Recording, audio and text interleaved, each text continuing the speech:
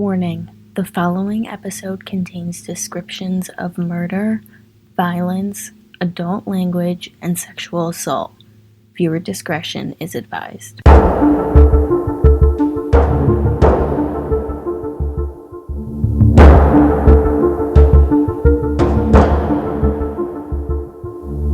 Hello guys, welcome back to the CMP podcast. This is your host, as always, ChristinaPlourd. How are you guys doing today? I feel like I start off every episode saying that. So we're about halfway through our Halloween special. How are you guys liking it so far? I've enjoyed creating this content in these episodes for you guys so much. And just talking about it, talking with you guys, creating the t-shirt, creating the mask for the giveaway. It's been so much fun. If you guys want to see more specials or different kinds of episodes, as always, just DM me, email me, message me, whatever you feel the most comfortable with. I love hearing from you guys. The amount of DMs has actually been insane, and I love every single one of them. So, today's episode is going to be a little bit different. We're going to do like a part 1 and a part 2. So part 1 is going to be released. It'll be Wednesday when you guys listen to this. And then part 2 will be released on Thursday. There's just so much information that goes into this case. So many suspects, victims, everything that I wanted to make sure that we got absolutely every single thing that we need to know about this case. And I didn't want to leave anything out, especially because it's a Halloween one and it inspired some Halloween movies, hint hint.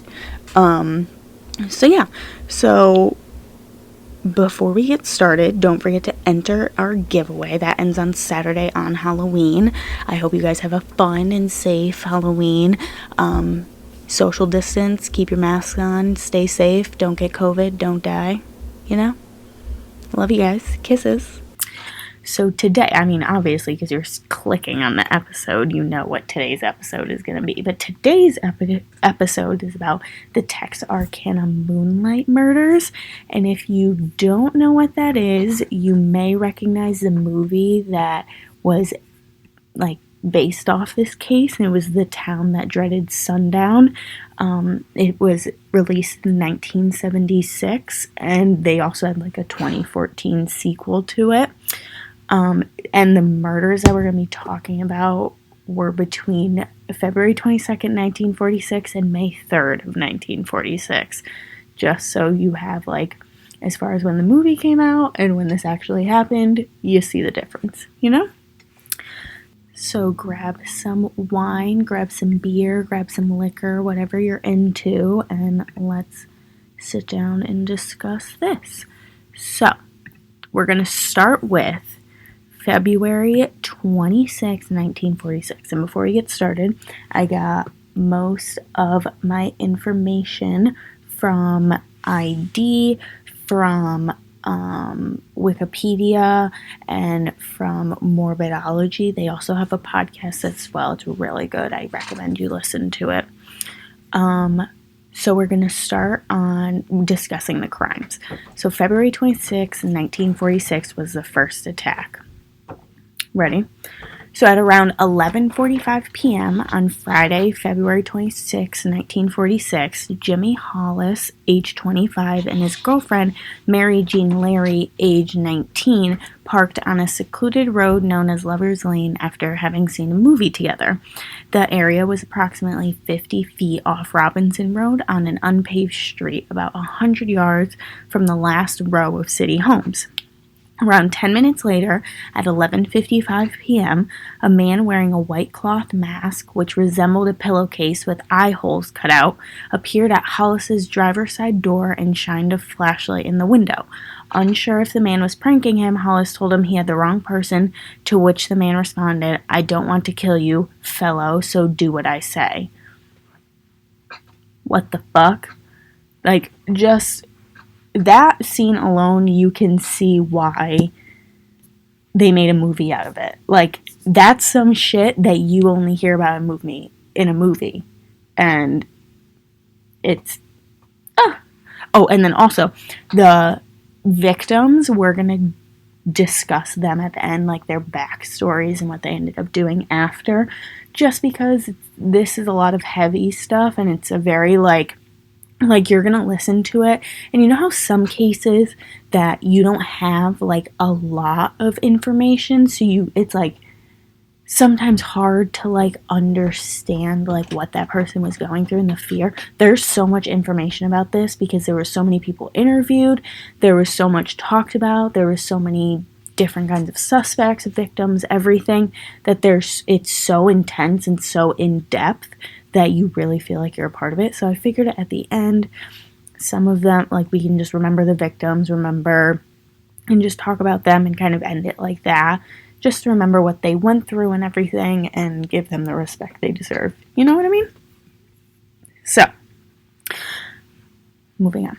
Both Hollis and Larry were ordered out of the driver's side door, and the man ordered Hollis to take off his goddamn breeches. After he complied, the man struck him in the head twice with a pistol.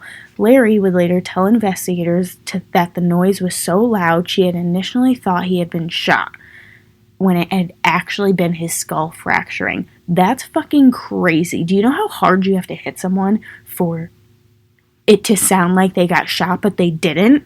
Like, what? And I also love how, I mean, obviously, like, as we get into it, you're going to realize, obviously, he wanted to kill them, but he says, I don't want to kill you, and makes them believe that, and then fucking tries to beat him to death with a pistol. Like, what? Why are you... I don't understand. So, thinking the assailant wanted to rob them, Larry showed him Hollis's wallet to prove he had no money, after which she was struck with a blunt object. The assailant ordered her to stand, and when she did, told her to run. Initially, she tried to flee towards a ditch, but the assailant ordered her to run a different direction up the road. That's just, like, fucking abuse, like, psychological abuse. Like, he's literally telling her, like, which way to run. So she's, like, running fucking left and right, like, trying to figure out which way to go. And there's someone behind her, and she's trying to get away, but, like, he's clear. It's like some, like, Michael Myers type, or, like, Jason type shit. Like, I'm imagining, like, this huge fucking man, like, with a sheet over his head, and then just, like, walking so slowly, but, like, still you can't run fast enough, you know? Have you guys ever had those nightmares where you, like, can't run fast enough? It happens all the time in serial killers. In scary movies. That's what I meant to say. It's because we were talking about serial. You know what I mean? So, this also reminds me of Robert Hansen, and if you guys don't know who he was the Knit River Valley killer, and he would kidnap his victims and then let them loose in the valley and then track and hunt them using a knife and a rifle. I actually posted a fact about that on my Instagram page if you want to go check it out for a little bit more details, but that's, like, sick. Like, you want to see people scared. I mean, clearly you're trying to kill them, so yeah. Anyways, Larry spotted an old car parked off the road, but found it empty, and was again confronted by the attacker, who asked her why she was running. Fucking, what? Like, what? He says, run this way, catches up to her, and then says, why are you running? Like, what the fuck? Crazy. Like, that's, like, fucking, like, nope. That's terrifying. When she responded that he had told her to do so, he called her a liar, and before knocking her down and sexually assaulting her with the barrel of his gun. Sicko.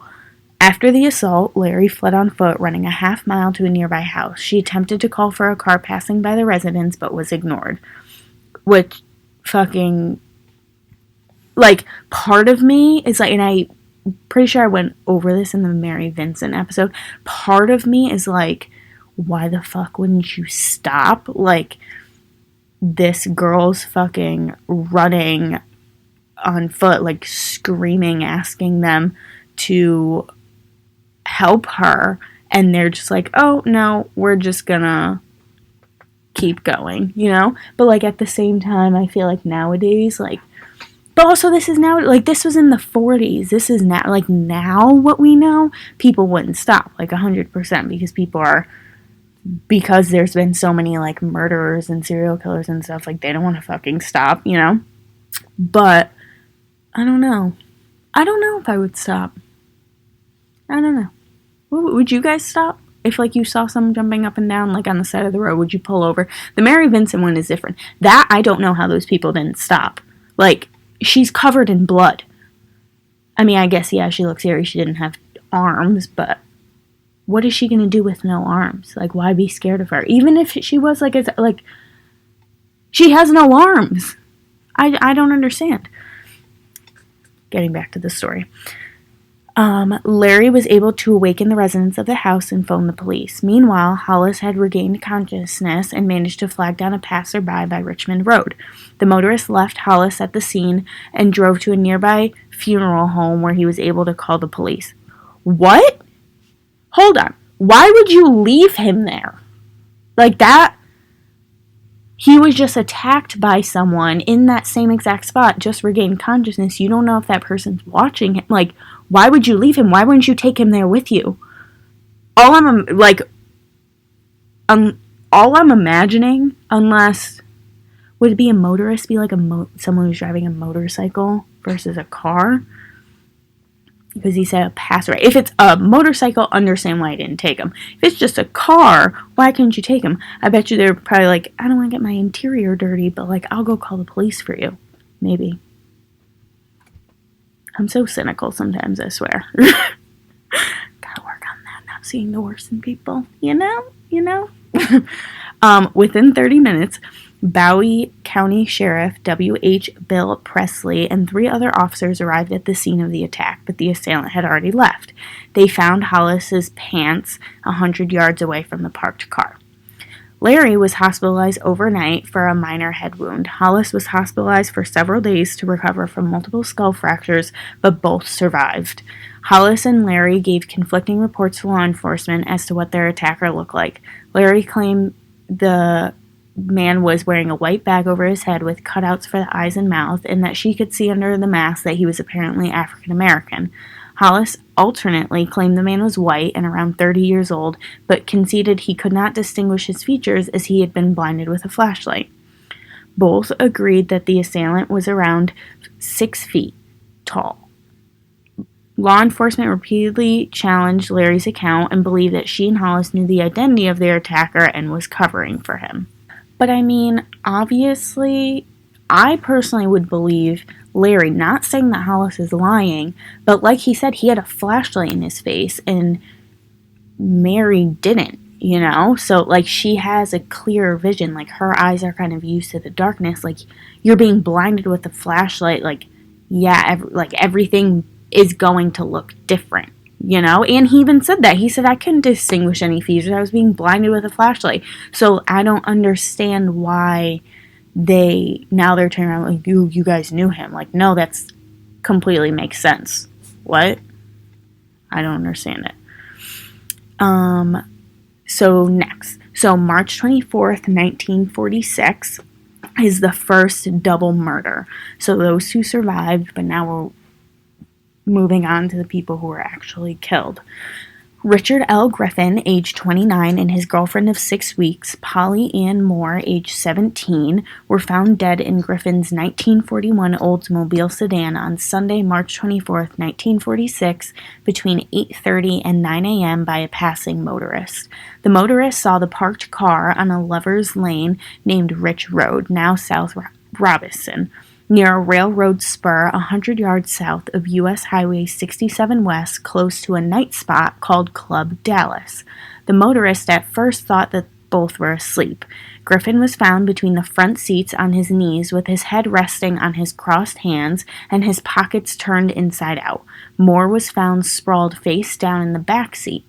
There is evidence, however, to suggest she was killed on a blanket outside the car and then placed there. Griffin had been shot twice while still in the car. Both had been shot once in the back of the head, and both were fully clothed. A blood-soaked patch of earth near the car suggests to police that they had been killed outside the car and placed back inside. So I'm going to say that he probably did the same things to Mary and Jimmy that he did to these people. He probably, like, somehow got them out of the car, or, like, blinding him. But then at this point, this is when he escalated to actually murdering him. Because he could have like, my question now is, why didn't he kill Jimmy and Mary? Like, it's not like they were able to escape. Like, he hit Jimmy in the head. He was on the ground unconscious. He could have shot him. And then he told Mary to run, and then sexually assaulted her, and then just kind of bounced. You know, like, he had chances to do it, so that's just my question, you know? Like, there must have been something about them, maybe. Or sometimes they say that killers just escalate from their first attack, you know? Like, they've said that sometimes they'll attack someone and then realize they're still looking for something else to fulfill them. As, like, that just sounds terrible, but that's what they're looking for. Or they just automatically go to murder. I think it kind of depends on the psychology of them, you know? Congealed blood was found covering the running board, and it had flowed through the bottom of the car door. A .32 cartridge shell was also found, possibly shot from a Colt pistol wrapped in a blanket. No accident rumors. It says reports. I don't know where I got rumors. No accident reports indicate that either Griffin or Moore were examined by a pathologist. Contemporaneous local rumor had it that a sexual assault had also occurred, but modern reports refute this claim. In response to the murders, police launched a citywide investigation along with the Texas and Arkansas City Police, the Department of Public Safety, Miller and Cass County Sheriff's Departments, and the FBI. So they had everyone. Like, they brought in everyone that they could. By March 27th, local police had interviewed around 50 to 60 witnesses, including patrons and employees of Club Dallas, a local bar near the crime scene. By March 30th, police had posted a $500 reward in an effort to gain any new information on the Griffin and Moore case that would lead to the arrest and conviction of the person or persons responsible. However, the rewards yielded no fruitful clues or suspects, instead producing over 100 false leads. So now do you guys understand why there is so much, like, at the beginning when I was like, it's going to be a long one, we got a lot of information to go over, a lot of shit happened, because there were so many people, you know? Like, it was kind of like a small town where they had, like, it wasn't like fucking 200 people living in town, like, there was a lot of people, but it was small enough that almost everyone was involved, you know? So this is from the Texarkana Gazette, so that's like their local newspaper. This is an excerpt from that, and this was posted on March 27th, 1946. So that's only a couple days after the first double murder, which was March 24th, 1946. Sheriff Bill Presley and his deputies have a difficult task ahead of them as they attempt to solve the shocking double murder discovered Sunday morning. Texarkana residents can help in this investigation. At the same time, if they are not careful, they can hinder the investigation and cause the officers to spend many hours following blind trails. Persons who have information which might furnish a clue to the identity of the slayer or slayers, or which might indicate a motive for the crime, should not divulge such information on street corners or at cold drink stands, but should immediately make it available to the officers. Do not spread rumors regardless of how many bases for the fact there is in them. Do not say "I heard" or "they say," because the chances are that the person listening will repeat your information and enlarge upon it. Before long, the story grows to such proportions as to necessitate a detailed investigation by the officers, thereby perhaps pulling them off the true trail and sending them up a blind alley. Stick to facts that you know of, your own personal knowledge, and relay those facts as quickly as possible to the officers. Unquote. So they're telling everyone, please, if you know anything, let us know, but, like, stop giving us fake shit, because you got them running around in circles, you know?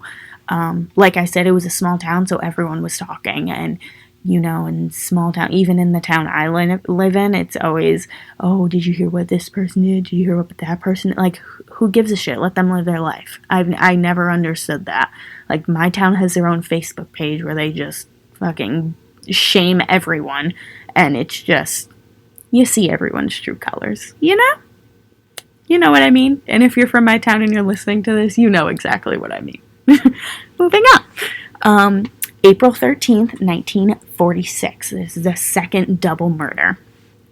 On the evening of Saturday, April 13th, Betty Jo Booker, age 15, was playing her alto saxophone in her regular weekly gig with her band, the Rhythmires, I think, at the VFW Club at West 4th and Oak Street. Around 1:30 a.m. Sunday morning, April 14th, her friend Paul Martin, age 17, arrived to pick her up from the performance. This was the last time the pair were ever seen alive. Hold on. 15, she's getting picked up at 1:30 in the morning? My mother would be like, I don't know where the hell you think you're going, but you can turn your ass around and get your ass back in bed at 15. Are you kidding me? Granted, different time, but still. 1:30? Really? For a band gig? Yeah, at least like 12? Like, maybe? Like 12 p.m.? Your mom goes with you or something? I don't know. Martin's body was found at around 6:30 a.m. that morning by Mr. and Mrs. G.H. Weaver and their son, lying on its left side by the northern edge of North Park Road. Blood was found further down on the other side of the road by a fence. He had been shot 4 times, once through the nose, again through the left fourth rib from behind, a third time in the right hand, and finally through the back of the neck. Booker's body was not found until approximately 11:30 a.m., almost 2 miles away from Martin's body, behind a tree.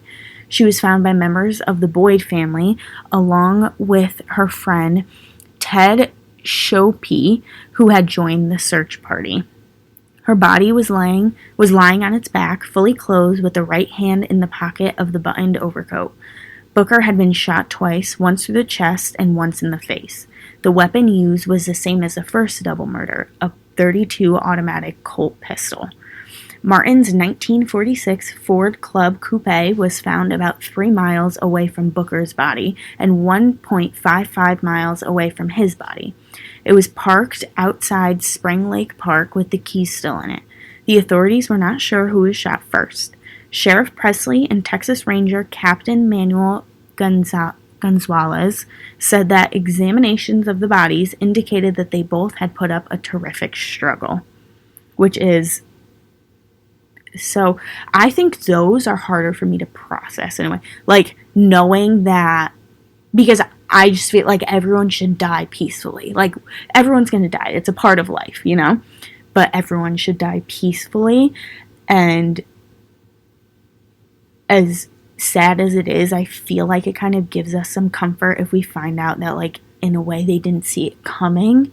You know? Like, if someone's shot from behind in the back, like, at least they didn't see it coming, you know? So they died in a way happy, but, like, knowing that this was happening to them, and like all of these victims and any victims in any stories where they're, like, tortured and they see it coming and you can see that they tried to fight, and I just feel like that's super upsetting, because no one deserves to die in fear. You know, I think that's like if you kill someone and you want them to struggle, like, I think that's so inhumane, you know. Martin's friend, Tom Albritton, said he did not believe an argument had happened between the victims and that Martin had not had any enemies. Law enforcement was unable to locate Booker's saxophone at the crime scene. The saxophone was eventually discovered around 6 months later, on October 24th, still in its black imitation leather case, in underbrush near where Booker's body had been found. So either she put it there, or she like threw it. I don't know. I imagine she maybe threw it, but why would she? Maybe she didn't throw it. Maybe the killer threw it. Maybe. I don't know. A reward fund exceeding $1,700 was accrued for information leading to the person or persons responsible for the Griffin Moore and Martin Booker murders. Rumors circulated through the area, with one rumor suggesting a local minister had turned in his own son as a suspect in the Martin Booker murders. On April 18th, Captain Gonzalez issued a statement to the public during a press conference verifying that the murderer had not been caught and that the rumors circulating among the public and in the newspapers were quote, a hindrance to the investigation and harmful to innocent persons, unquote. So, and then I will upload a picture of the officers searching for clues down Morris Lane, just so you guys can see, like, the road that they were on, because especially in Texas, like, there's a lot of, like, back roads and shit, like, straight up back roads, like, you don't have a house or a light or anything for miles, and it's like that road, like, no one was going to hear them scream, no one was going to hear them fight, like, there was nowhere, you know, it's really in the middle of nowhere. So now we're on to May 3rd, 1946, the final crimes. So we have, let's just tally really quick. We have 2 people who were attacked and lived, and 4 people murdered so far. On Friday, May 3rd, sometime before 9 p.m., Virgil Starks, age 37, a farmer and welder, was in his modest ranch-style house on a 500-acre farm off Highway 67 East, almost 10 miles northeast of Texarkana. 500 acres, guys. 500 acres. That's insane. That's a lot of land. So if something happens there, like, you can fucking scream and no one's gonna hear you for miles. That just, like, only having that much and living on that, like, that would give me anxiety. I need, like I like the houses that are, like, set back from the road, so you kind of feel like you're in the middle of the woods, but, like, also during the winter when the leaves are gone, you can see your neighbor. It's like, oh, look, I'm not alone, you know? That's a lot. That's a lot of land. He turned on his favorite weekly radio show, and his wife, Katie, age 36, gave him a heating pad for his sore back. He sat in his armchair in the sitting room, which was just off of the kitchen and the bedroom. While Katie was in her bedroom lying on the bed in her nightgown, she heard something from the backyard and asked Virgil to turn down the radio. Seconds later, while Virgil was reading the May 3rd edition of the Texarkana Gazette, 2 shots were fired into the back of his head from a closed double window 3 feet away. Katie did not hear the gunshots. Instead, she heard what sounded like the breaking of glass. She thought Virgil had dropped something and went to see what happened. As she entered the doorway to the living room, she saw Virgil stand up and then suddenly slump back into his chair. She saw blood, then ran to him and lifted up his head. When she realized he was dead, she ran to the phone to call the police. And just reading that, like, my heart broke for her. Like, I can only imagine, like, seeing the person you love and just thinking they're fine, and then seeing that and them just being dead. Like, poor thing. I can't. Oh, sorry, I hit the mic. Sorry. She rang the wall crank phone 2 times before being shot twice in the face from the same window. One bullet entered her right cheek and exited behind her left ear. The other went in just below her lip, breaking her jaw and splintering out several teeth before lodging under her tongue. She dropped to her knees, but soon managed to get back on her feet. She ran to get a pistol from the living room, but was blinded by her own blood. She heard the killer tearing loose the rusted screen wire on the back porch. She thought she was going to be killed, so she stumbled toward her bedroom near the front of the house to leave a note. Meanwhile, the killer ran to the back of the house and made his way up the steps and into the side screen porch through the back screen door. She heard the killer coming through the kitchen window, so she turned around and ran through the dining room, through the bedroom, down a hallway, through another bedroom, and then into the living room and out the front door, leaving behind a virtual river of blood and teeth throughout the house and across the street.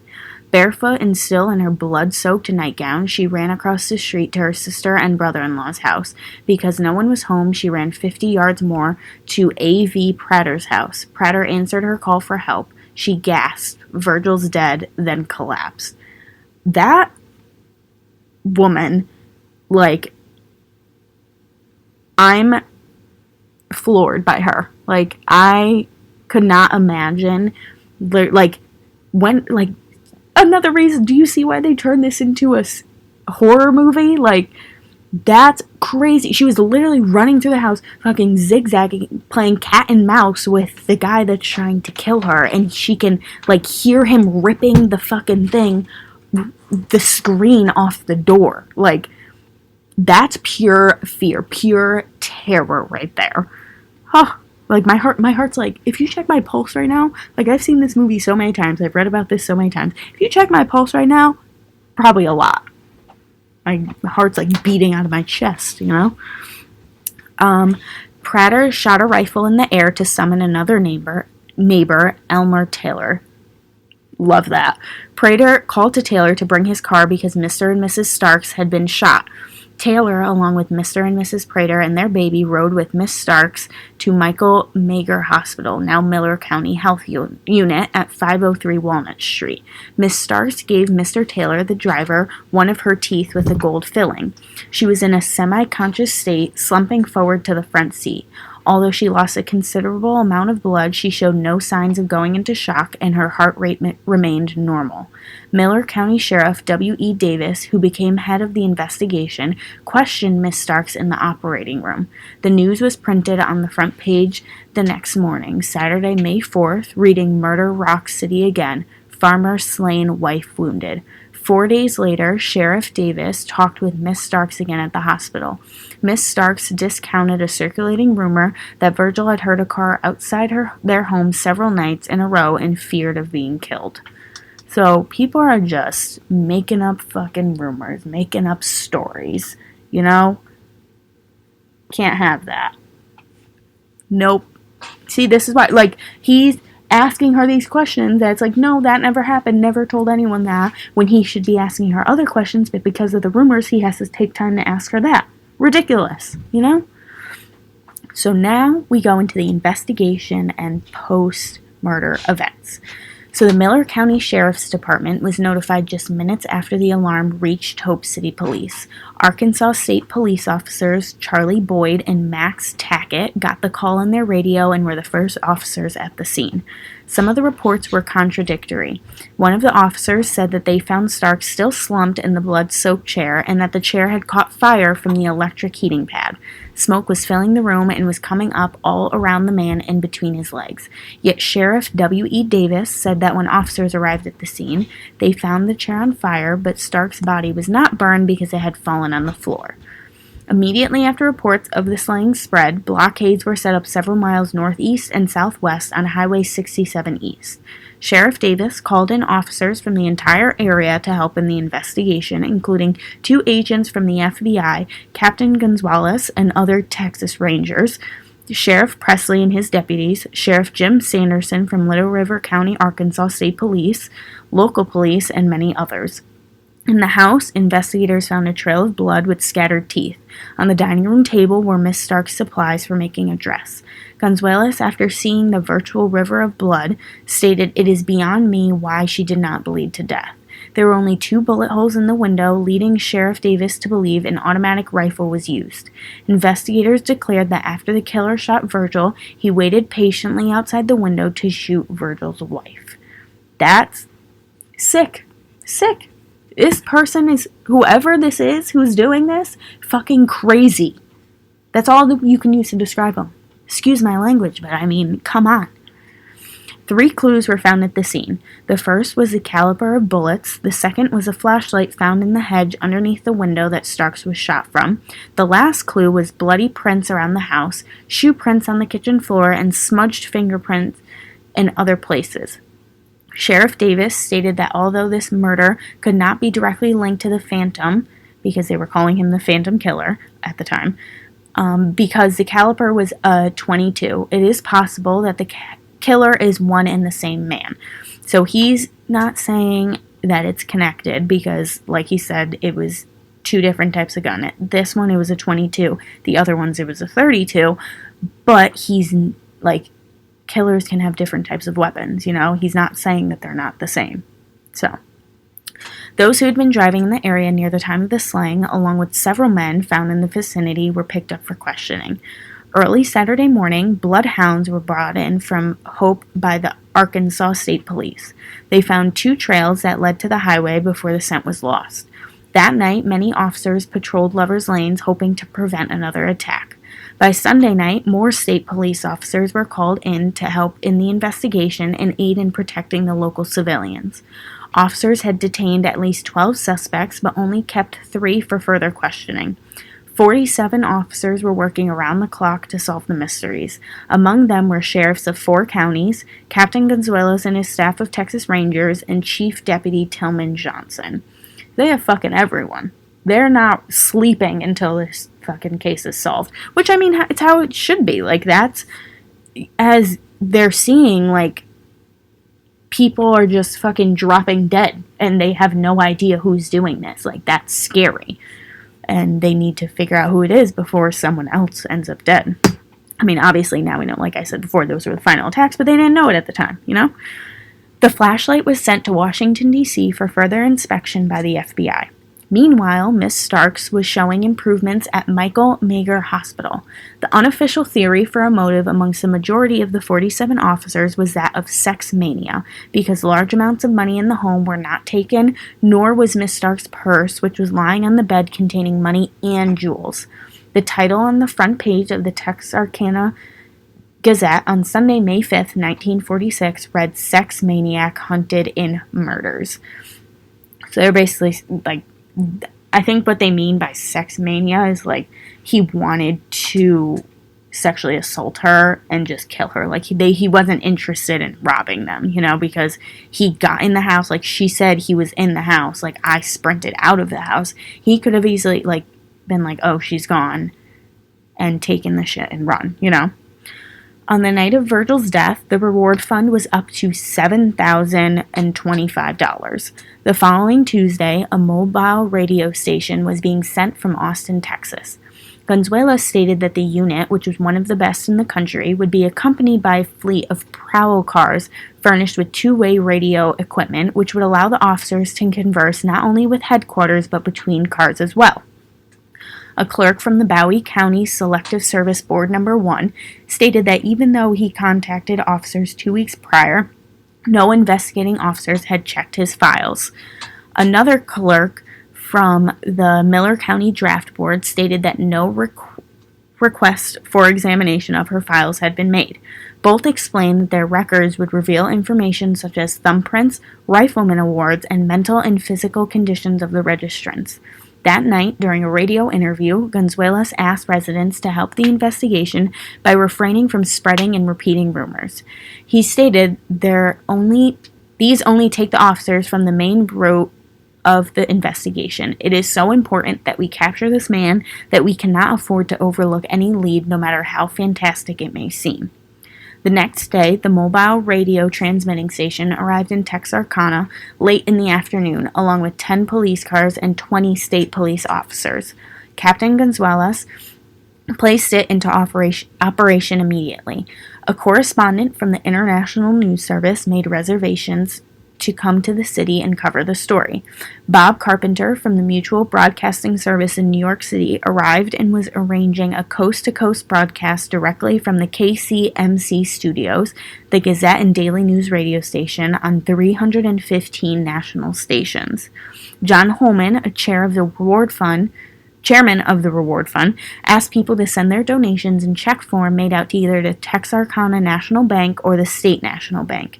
He said that the reward monies would be kept in deposit slips, which would make it easier to return the money back to the donors if needed. So this is one of the most, like, right in my brain ones where it was, like, countrywide. This is the 40s, like, radio and everything, like, that's just still, like, that's high tech then. So the fact that they were able to broadcast it all over the country and everyone could listen to it, and that the officers could communicate between their cars was huge, and it was going to make a huge difference for this case. So obviously they were super excited about this. They're hoping we're going to either get a break in the case because so many people are hearing about it, or because everyone can connect, like, we're all going to find something. We have everyone on this case, you know? On Thursday morning, May 9th, Sheriff Davis was notified that the flashlight found at the Starks murder scene contained no fingerprints. On Wednesday, May 29th, a colored picture on the front page of the Texarkana Gazette showed the flashlight, and I'll post a picture on Instagram of it. It was the Texarkana Gazette's first spot-colored photograph. So that's, like we were just saying, like, that's huge. Like, colored pictures was the fact that they were able to do that. It was supposed to be this big thing for the case. Granted, they found no fingerprints, so that's super frustrating. But, I mean, they're trying to see if anyone's seen it, you know?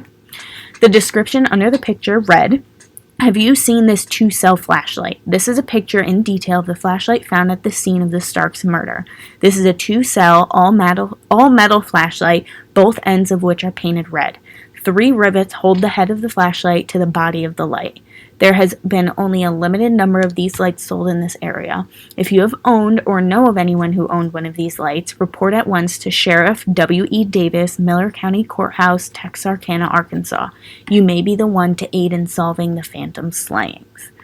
In the May 11th edition of the Texarkana Gazette, Sheriff Presley and Chief of Police Jack N. Runnels asked for any information on missing persons on the night of the murders. Somebody in Texarkana or in Bowie or Miller counties knows that somebody else was out of pocket on the nights of February 26th to 23rd, or 22nd to 23rd, March 23rd to 24th, April 13th to 14th, and May 3rd, and Sheriff W.H. Presley and Chief of Police Jack Runnels want persons having such knowledge to report to them immediately, said the newspaper. In a joint statement, the officers declared, "We want every man and woman in these 2 counties to recall the dates of these murders and also to recall whether or not any person close to them was missing or out of the pocket during those nights. Persons who have such information and have been withholding it when they know they should report it are leaving themselves open to possible charges of complicity in the event the slayer is captured. Make no mistake about the fact that the slayer will be captured because we will not give up this hunt until he has been captured or killed. All information received will be treated confidentially. I didn't even say it. We're moving on. Whatever. We urge you to come in and tell what you know. Don't be hesitant or fear that you are causing an innocent man embarrassment and trouble, inasmuch all investigation will be confidential." Nailed it that time. "This is no time to take any chance on information which might lead us to the slayer. This maniac must be captured. We believe that we are justified in going to any ends to halt this chain of murder. Bear in mind, this killer may strike at anyone. He may strike at persons close to him. For that reason, we believe any person with information that may lead us to the murderer should act in the interest of self-preservation." So, yeah, like, obvious, like, this is a small town. There's small towns around them. That's why they're bringing when, like, someone knows something. Someone in the town knows something. There's no way that no one knows this person. There's no way that he keeps being able to come back. Like, they're in the middle of nowhere, so there's no way he lives, like, super far away and then he just comes back every couple of months. Like, in the 40s, that's just not a thing, you know? So they're going out for everyone, but like, at the end, they say, though, that if you shouldn't confront them if you know anything, which that is a big thing. No matter what, if you think something about someone, and I'm the first, like, if you see something, like, that you think someone's in danger, say something, but do not make it obvious that you're saying something, because at the end of the day, like, if this person's actually doing a terrible thing, they don't want people to be going to the police and talking about it, you know? So if they know that you're about to go do that, they could harm you, and that's the last thing police want, you know? They just want the information, but they also want you to stay alive. On Saturday, May 11th, a teletype machine arrived from Austin, Texas, and it's just a teleprinter that can receive typed messages through various communications channels. So it's like it's a printer. Like, it's crazy that they're able to do this. Kind of like email, like a big machine, and you get emails. In the afternoon was installed in the Bowie County Sheriff's Office. It was in operation later that night.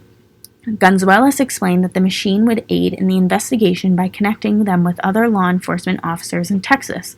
Sheriffs Presley and Davis suggested raising a reward fund of $2,500 for information that would help catch the killer of Virgil Starks. They mentioned that if the slayer of Mr. Starks was the same killer responsible for the other murders, then the Starks reward would be combined with the other rewards, equating to a sum of $10,000.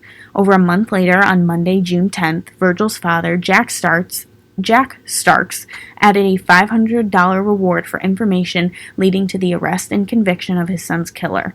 By November 1948, authorities no longer considered the Starks murder connected to the other double murders.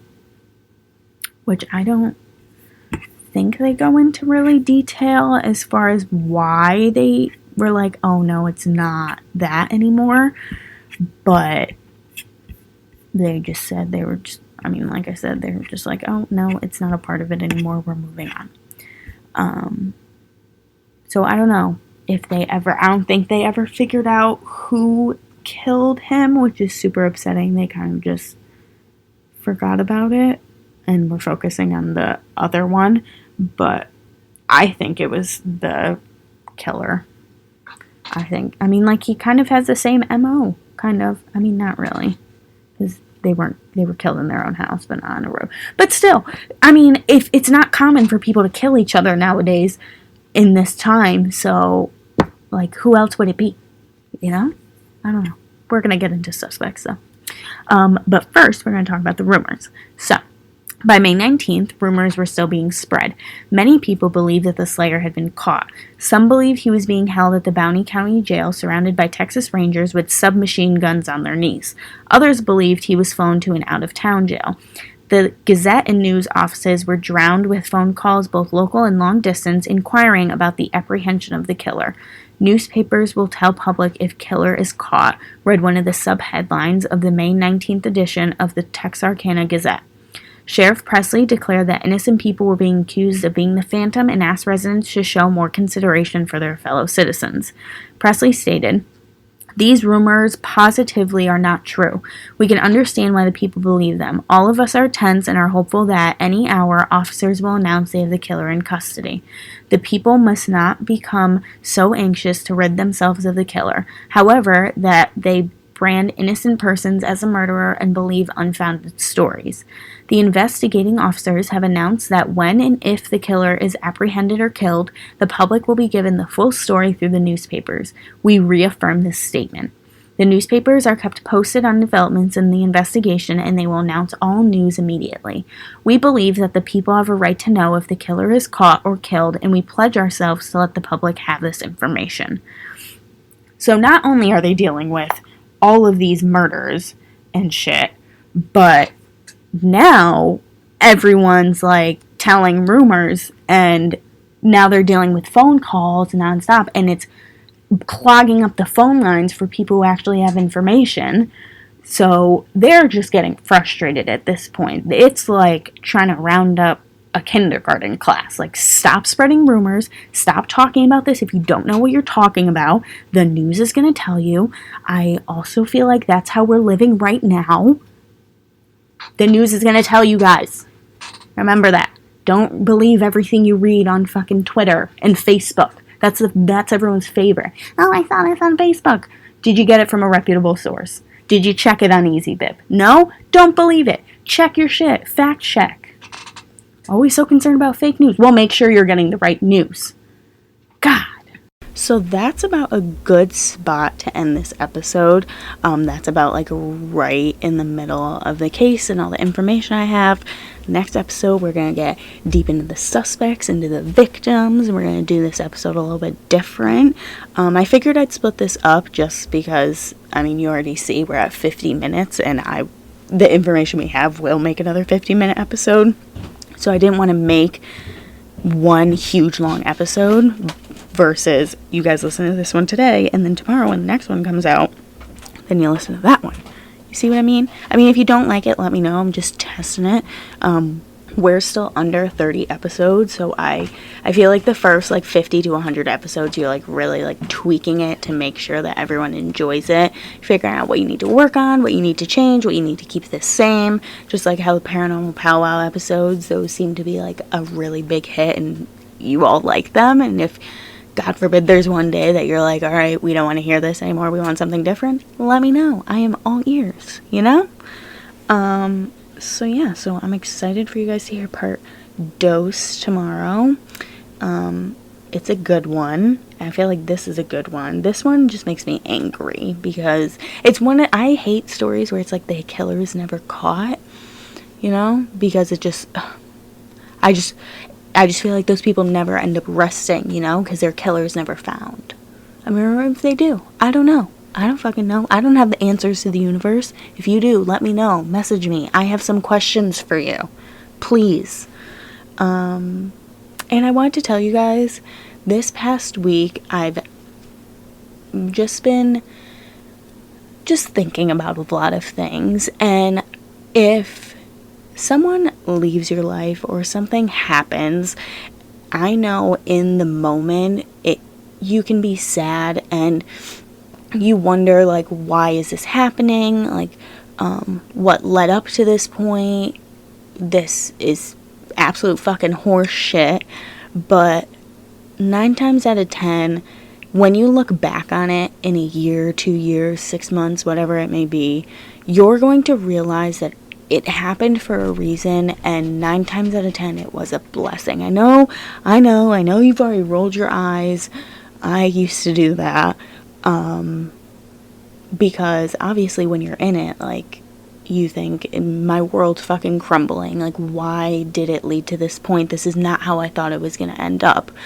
But everything happens for a reason, and those reasons you might not know right now. You might find them out within a month, 6 months, a year, whatever it may be, but I promise you it will be worth it.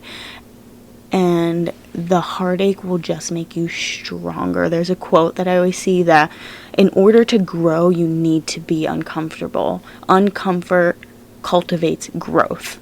You don't grow by being comfortable, you know? So there's going to be uncomfortable times. There's going to be times where it doesn't make sense why this is happening. Like, what can I do to change it? What can I do to fix it? What can I do to stop it? Because you don't understand it. But once things run its course, and I'm sure we all have things that now looking back on it, you're like, wow, I'm so glad that happened. And even though you remember that during it, you were sad, mad, fucking fuming, but it all makes sense now, you know? And that even goes for bad experiences, like toxic relationship, toxic job, whatever it may be. I feel like we all end up looking back grateful for the fact it happened, because you wouldn't be who you are today if it wasn't for it. Not saying that toxic friendships, toxic relationships, toxic jobs, toxic homes, whatever those are, whatever it may be for you, is a good thing, because it's not. No one should ever go through that. But I feel like for the most part, a lot of us, it turns us into the person we are today. Sometimes for the good and sometimes for the bad. Because you will hear some of these stories that we're going to talk about, and very clearly you can see they were a creation of their home, or they were born like that. But there's also millions of people that they try to go through life and take any shitty situation and turn it into a blessing. You know? Because I've just been looking at it as, thank God you're alive to have these shitty situations, you know? Like, those people that have passed, those people who had COVID and have passed, those people who have passed from cancer, abuse, whatever it may be, they don't have that chance to have those learning experiences now. Those shitty situations, those friendships, relationships, parental relationships, whatever it may be, end and learn and grow from it and turn it into something positive and try and make themselves into a better person. They don't have that chance anymore because they're not here. So we need to, in a way, live for them. And I'm sure we've all lost someone, and we can all think of that one person that they would want you to pick yourself up off the ground, dust your fucking shoulders off, and keep going, because they know you are stronger than that, you are more loved than that, and the world is not over. And the universe, I had a friend say to me today, or the other day, the universe will respect your name and pay you where you are due. You can't go through life negatively and always trying to hurt people and lash out and be petty and do this stupid shit if you want to be happy in life. Don't worry about what other people do. Worry about yourself. And if they want to be pieces of shit, if they want to be rude, if they want to talk shit about you, if they want to treat you like garbage, they can go somewhere else. And I know there's some situations where that's easier said than done, especially when it comes to domestic violence, which is a huge problem in this country and in this world. But in terms of other situations, don't take mistreatment and bullshit because you feel like you have to, because you don't. Your life and your world will continue spinning without them in it. You don't need them. The only person you need is yourself. That's why I'm a big advocate that you always need to make sure you are happy. You cannot be unhappy with yourself and love someone else or truly achieve the things you want to in life, because you're always going to be down on yourself. You need to love yourself. You need to make sure you're happy and doing things you like to do. You can't make your world surround around other people, because then you're going to look a month, 6 months, a year, 3 years back down the road and realize you missed out on all of this time because you were making sure other people were happy. And you forgot to make sure that you were, and you forgot to check in on yourself. So here's a reminder today and always, check in on yourself. Make sure you're okay. And if you need to take a fucking break, you need to watch a movie, you need to turn off your phone for a day, you need to go for a run, you need to read, you need to journal. Do not feel guilty for taking that personal time either, because everyone needs personal time, you know? So, on that note, this episode is officially over. Let's make sure we're happy. Let's fulfill ourselves so we can fulfill other people and just spread more and more positivity and love. I know this is a true crime podcast, so it's kind of counterintuitive to what my subject is about, but I feel like, especially because we are surrounded by so much death and everything when we read about true crime, we should only try to spread positivity, because we have enough of that negative shit in the world. You know, let's not add to it. So, stay spooky, stay safe, and I'll catch you guys in the next episode. Bye, guys.